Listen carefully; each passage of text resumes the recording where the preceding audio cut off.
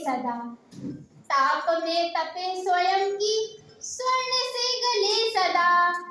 राम ऐसा पद है जिसपे राम ही चले सदा। यहाँ उपस्थित सभी महानुभावों को मेरा प्रणाम। मैं छवि यादव, कानपुर विद्या मंदिर महिला महाविद्यालय की छात्रा, आप सबके समक्ष गोस्वामी श्री तुलसीदास जी द्वारा रचित रामचरितमानस के 7वें एवं अंतिम कांड अर्थात उत्तरकांड का वर्णन करने हेतु प्रस्तुत हूँ। यदि इस दौरान मुझसे कोई त्रुटि हो जाए तो कृपया मुझे क्षमा करें। अभी तक की कथा में आप सभी ने सुना, प्रभु श्री राम ने रावण विजय कर लिया है और वे बुराई पर अच्छाई की जीत का बिगुल बजाकर माता सीता, अनुज लक्ष्मण एवं सभी वानर वीरों संग अपनी अयोध्या नगरी लौट आए हैं। चारों ओर हर्षोल्लास का वातावरण है। अयोध्या का कण कण जगमगा उठा है। हमारे प्रभु का भव्य राज्याभिषेक होता है और वे राज्य पर विराजते हैं। आइए हम देखते हैं वह कौन सी खूबियां हैं जिससे राम राज्य को हम एक आदर्श राज्य के मानक के रूप में देखते हैं। दैहिक दैविक भौतिक तापा, राम राज नहीं काहू ही व्यापा। सब नर कर ही परस्पर प्रीति, चले ही स्वधर्म निरत श्रुति नीति। हमारे प्रभु के राज्य में सभी आंतरिक मतभेद, विषमता, द्वेष सब समाप्त हो गए।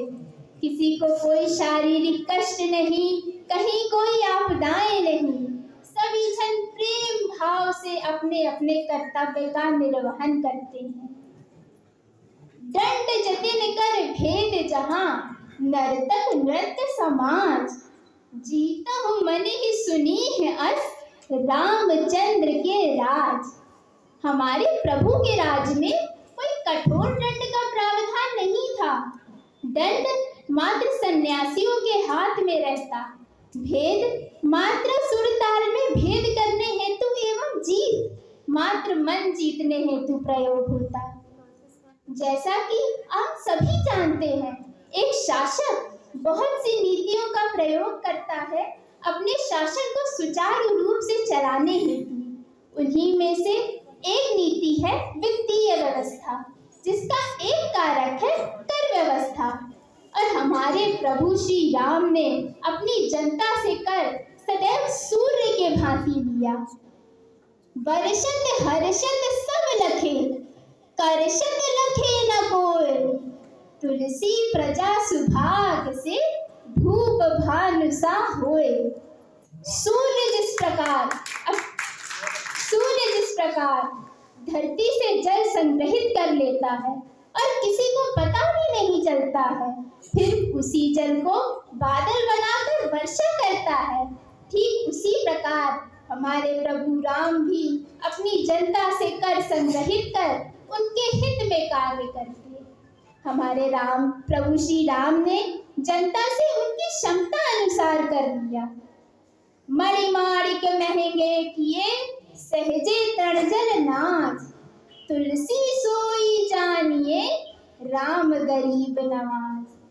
संपन्न एवं समृद्ध व्यक्ति जो हीरे मोती जैसे जवाहरात खरीद सकते हैं, उनसे अधिक एवं भोजन जल इत्यादि जो जीवन की मूलभूत आवश्यकताएं हैं, उन पर कम से कम कर दिया।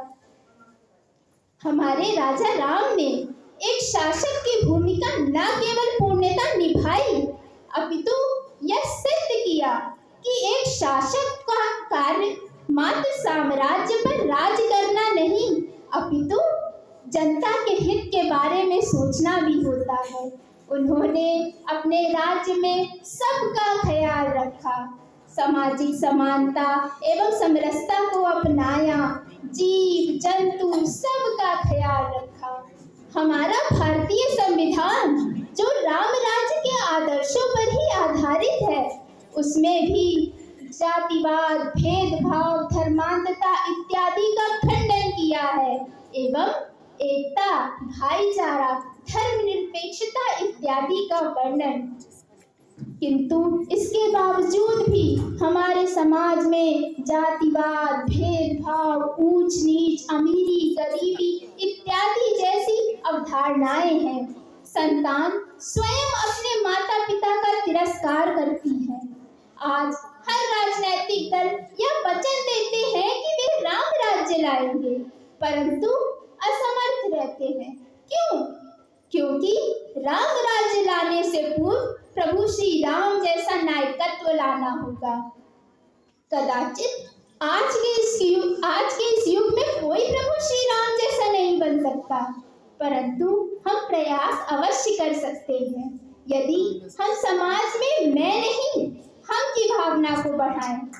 समाज से दुराचार, जातिवाद, भेदभाव, छुआछूत जैसी अवधारणाओं को समाप्त कर सके तो अवश्य ही एक आदर्श राज्य की स्थापना अवश्य कर सकते हैं।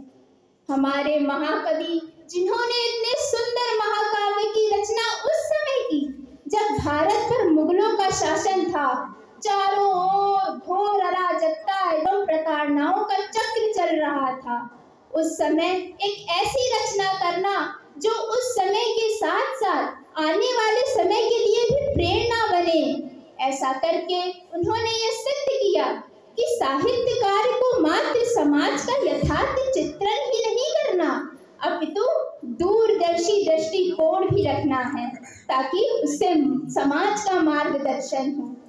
अंत में समय के अभाव को देखते हुए अपनी वाणी को कुछ पंक्तियों द्वारा विराम देना चाहूंगी एवं यहाँ उपस्थित सभी से यह अनुरोध करना चाहूंगी कि कृपया आप सब भी मेरे साथ प्रभु श्री राम का स्मरण करें और कहें, राम मनहर भी है और मनसी भी है, राम मनहर भी है और मनसी भी है, राम राजा भी है और तपस्वी भी है, राम राजा भी है और तपस्वी भी है, राम आराध्य है और आराधना, राम आराध्य है और आराधना, राम